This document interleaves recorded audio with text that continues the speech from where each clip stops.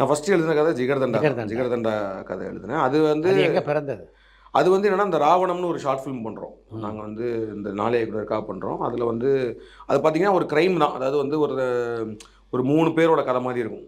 More of ஒரு நைட்ல நடக்கிற ஒரு 3 பேரோட கதை மாரி இருக்கும். ஒரு நல்ல ஃபேமிலிலேருந்து அப்படியே கிளம்பி ரேண்டமா போயிட்டுருக்க ஒருத்தன். இன்னொருத்தன் வந்து ஒய்ஃப்ட்ட வந்து ஏதோ சொல்லிட்டு வர ஒருத்தர். அவன் வந்து ஏதோ ஒரு கிரைம் ஒரு கேஸ்ல மாட்டியிருக்கன மாரி. இப்போ இன்னொருத்தர் ஒரு போலீஸ் 3 பேரும் வந்து ஒரு இடத்துல மீட் பண்ணுவாங்க. அங்கே ஒரு மர்டர் நடக்கும். அந்த மாரி ஒரு விஷயம் தான்.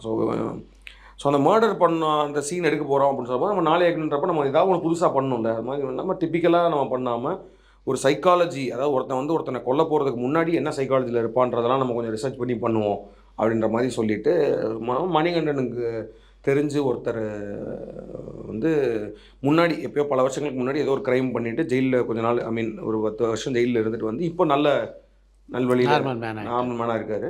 ஸோ அவர்கிட்ட வேணால் பேசலாம். பேசினா ஜெயிலெலாம் இருந்திருக்காரு அப்படின்னு. ஸோ அவர்கிட்ட போய் நாங்கள் போய் பேச போகிறோம் இந்த மாதிரி ஷார்ட் ஃபிலிம்.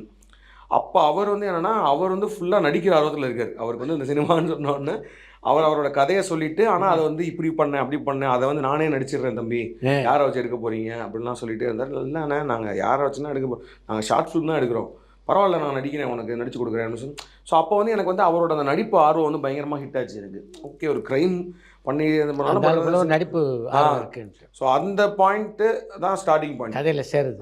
அதுதான் ஜிகர்தண்டாக்கான ஸ்டார்டிங் பாயிண்ட். ஓகே, அப்போ ஒரு கேங்ஸ்டர் மாதிரி இருக்க ஒரு பயங்கரமான ஒரு கேங்ஸ்டருக்கு டக்குன்னு நடிக்கிற ஆசை வந்துட்டா என்ன ஆகும் அப்படின்ற மாதிரி. ஸோ அதுலேருந்து ஆரம்பிச்சு